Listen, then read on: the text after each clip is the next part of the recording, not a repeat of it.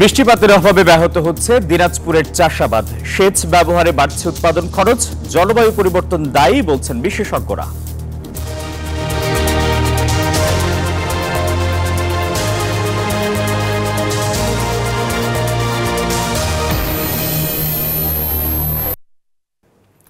দেখছিলেন প্রধান শিরোনামটি, এবার জানিয়ে দেব কৃষির অন্যান্য শিরোনামগুলো।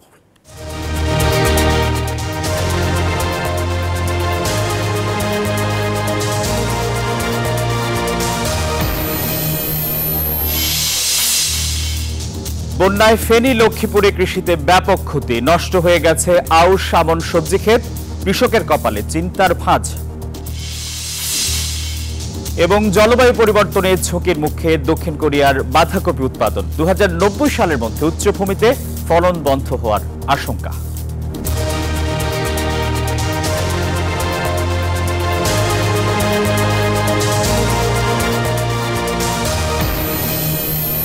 দেশের দক্ষিণ পূর্বাঞ্চল যখন স্মরণকালের ভয়াবহ বন্যার সাক্ষী, ঠিক তার উল্টো চিত্র উত্তরের জেলা দিনাজপুরে। বর্ষা মৌসুমেও স্বাভাবিক বৃষ্টিপাত না হওয়ায় চাষাবাদ ব্যাহত হচ্ছে, এতে উৎপাদন খরচ বাড়ছে কৃষকের। জলবায়ু পরিবর্তনের প্রভাবে এলাকা ভিত্তিক অনাবৃষ্টি ও অতিবৃষ্টির কথা জানিয়েছেন বিশেষজ্ঞরা। ফখরুল হাসান পলাশের তথ্য ও ছবিতে ডেস্ক রিপোর্ট।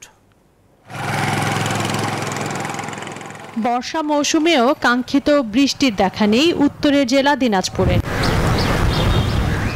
জেলার ছোট বড় 19টি নদী এ সময় কানায় কানায় পূর্ণ থাকার কথা থাকলেও প্রায় সব নদীতেই পানি শুকিয়ে গেছে। তাই বর্ষা মৌসুমেও সেচ পাম্প লাগিয়ে চাষাবাদ করছেন কৃষক। মেশিন ভাড়া কখনো পাওয়া যায়, কখনো পাওয়া যায় না। কারো নিজস্ব মেশিন আছে। নদীতে এই সময় পানি নাই, এই সময় তো নদীতে পানি থাকার কথা। আমরা নদীর ধারে আবাদ করি, এই সময়টাতে আমাদের পানি নদীতে ভর্তি হয়ে থাকে। এখন নদীতে পানি নেই, আমরা বহুত কষ্টে আবাদ করি। এখন কৃষকরা বলছেন এতে আমন সহ অন্যান্য ফসল চাষে বাড়ছে উৎপাদন খরচ। আবাদ পানি করার অসুবিধা হয়, অন্য অন্য জায়গায় বন্যা চলেছে, আমার ওখানে তো নদীতে কিছু পানি নাই, কাজ নাই, মহাজন পানি বক্তরের কাজ করবা পারে না, ক্ষেত খেলা হয় না। বিশেষজ্ঞরা বলছেন জলবায়ু পরিবর্তনের প্রভাবে কোথাও অতিবৃষ্টি আবার কোথাও খরা লক্ষ্য করা যাচ্ছে, যার প্রভাব পড়ছে কৃষিতে। আষাঢ় শ্রাবণ অর্থাৎ বর্ষাকালে বৃষ্টিপাতের পরিমাণ এ জেলায় হয়েছে 617 মিলিমিটার। সুতরাং ডাটা থেকে দেখা যাচ্ছে যে বৃষ্টিপাতের পরিমাণ বেশ কিছুটা কমে গিয়েছে। এই এলোমেলোটা হচ্ছে আসলে এই জলবায়ু পরিবর্তনের কারণে। আর জলবায়ু পরিবর্তনটা হচ্ছে আসলে সমুদ্রের যে পানি এবং সমুদ্র পৃষ্ঠ, সেটার উপরে একটা তাপমাত্রাগত প্রভাবের কারণে। প্রাকৃতিক ভারসাম্য রক্ষায় বেশি করে বৃক্ষরোপণের বিকল্প নেই বলছেন বিশেষজ্ঞরা। Desk report, news 24। এ নিয়ে আরো জানাতে দিনাজপুর থেকে যুক্ত হচ্ছেন সহকর্মী ফখরুল হাসান পলাশ। অনাবৃষ্টির কারণে সেচের জন্য যেই চাষাবাদ যেটি ব্যাহত হচ্ছে আমরা প্রতিবেদনেই দেখছিলাম, এর জন্য কৃষকের এক ধরনের ব্যয়ও বাড়ছে, কিন্তু সেটি মোকাবেলার জন্য বা খরচ কমানোর জন্য কি ব্যবস্থা নেওয়া হচ্ছে, বিকল্প কোনো কিছুর কথা বলছেন কিনা বিশেষজ্ঞরা?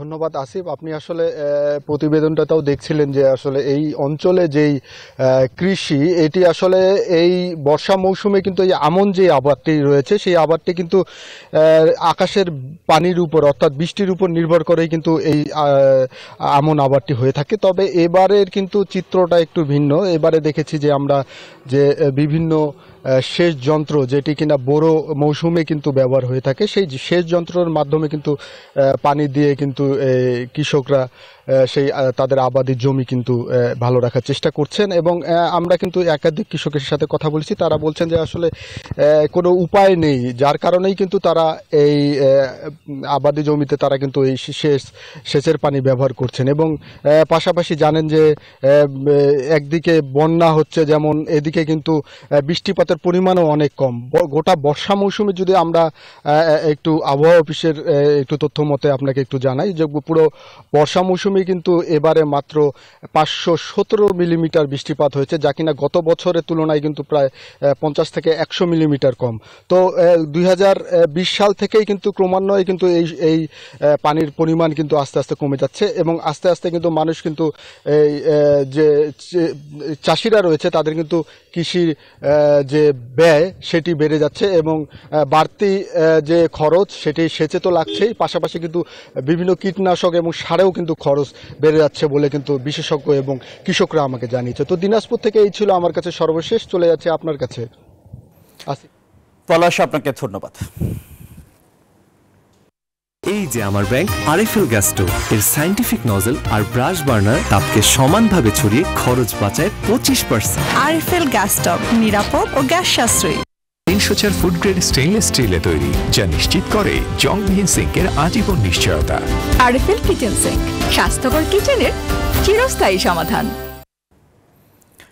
বন্যায় লক্ষ্মীপুরে কৃষি খাতের ব্যাপক ক্ষতি হয়েছে। সবশেষ খবর জানিয়েছেন সহকর্মী সাইদুল ইসলাম পাবেল।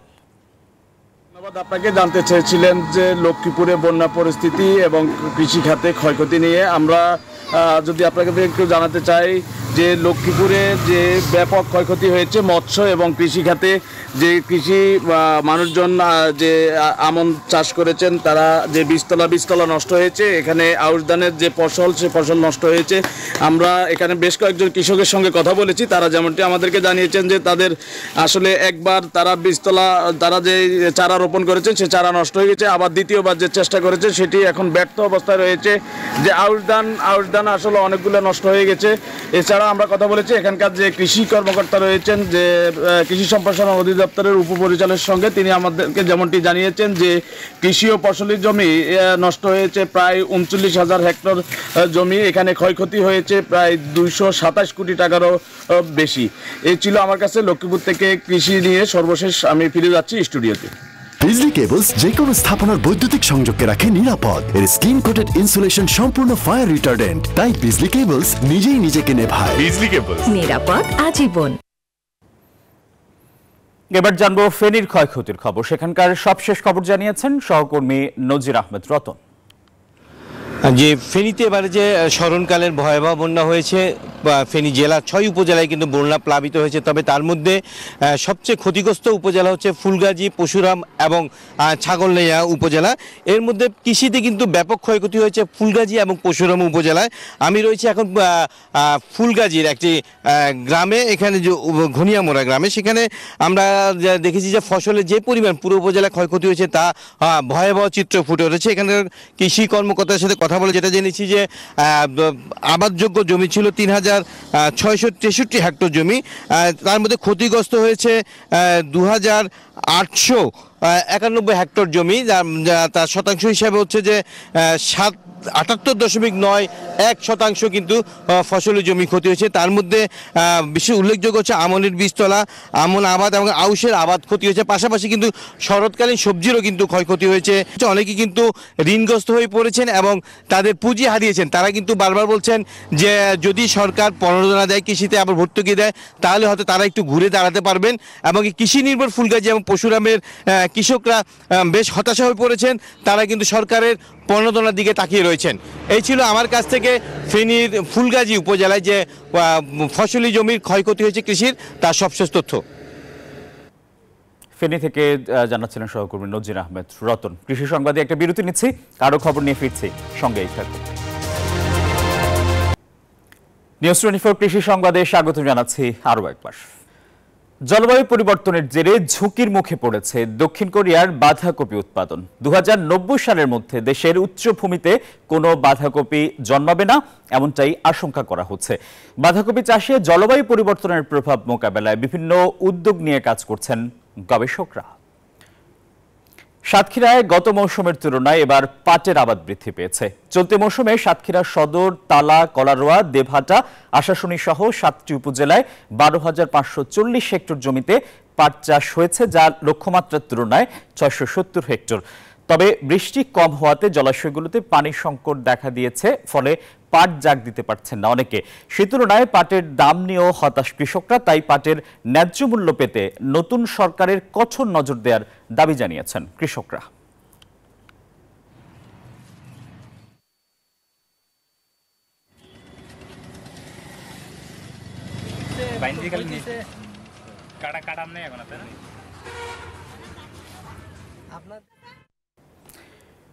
দর্শক, কৃষি সংবাদে প্রতিদিনই আপনাদের জন্য থাকছে শখের গাছ পরিচিতি। চলুন দেখে নেওয়া যাক কোন গাছ রয়েছে আজকের তালিকায়। রাবার প্ল্যান্ট, যেটির বৈজ্ঞানিক নাম ফাইকাস ইলাস্ট্রিকা, মূলত বাসাবাড়ি এবং বাগানের সৌন্দর্য বৃদ্ধির জন্য এ ধরনের গাছ ব্যবহার করা হয়ে থাকে। এই গাছের কাণ্ড থেকে দুধের মতো সাদা রস বের হয়, যা অনেকটা বিষাক্ত প্রকৃতির। ভারতের লোকেরা ছোট নদীর উপর জীবন্ত সেতু তৈরিতে এর শিকড় ব্যবহার করত। এটি দেখতে চকচকে ওভাল আকৃতির, পাতাগুলো গাঢ় সবুজ রঙের হয়ে থাকে। এবারে দেখে নেওয়া যাক যে রাবার প্ল্যান্ট গাছ কিভাবে লাগাবেন। সুনিষ্কাশিত জৈব পদার্থ সমৃদ্ধ মাটিতে এই উদ্ভিদটি রোপণ করতে হয়। বসন্তের শুরুতে সাধারণ কাণ্ডের কাটিং থেকে গাছের বংশবিস্তার করা যায়। প্রতি 2 থেকে 3 বছর আকার ভেদে গাছগুলোর পাত্র পরিবর্তন করতে হবে।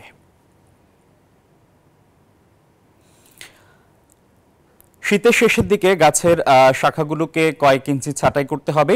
এটি উজ্জ্বল পরোক্ষ আলোতে সবচেয়ে ভালো বৃদ্ধি পায়। সরাসরি সূর্যালোক থেকে দূরে রাখুন। অতিরিক্ত পানি ও পানির নিচের কারণে পাতা ঝরে যেতে পারে। দেখে নেওয়া যাক কোথায় এই উদ্ভিদটি পাবেন। নার্সারি, বড় সুপারমার্কেট এবং বাগান কেন্দ্রে এই রাবার প্ল্যান্ট উদ্ভিদ পাওয়া যাবে। কৃষি সংবাদে আবারও বিরতি, আমাদের সঙ্গেই থাকুন।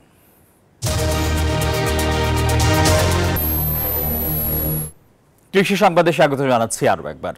জলবায়ু পরিবর্তনের জেরে ঝুঁকির মুখে পড়েছে দক্ষিণ কোরিয়ার বাঁধাকপি উৎপাদন। 2090 সালের মধ্যে দেশটির উচ্চভূমিতে কোনো বাঁধাকপি জন্মাবে না, এমনটাই আশঙ্কা করা হচ্ছে। বাঁধাকপি চাষে জলবায়ু পরিবর্তনের প্রভাব মোকাবেলায় বিভিন্ন উদ্যোগ নিয়ে কাজ করছেন গবেষকরা।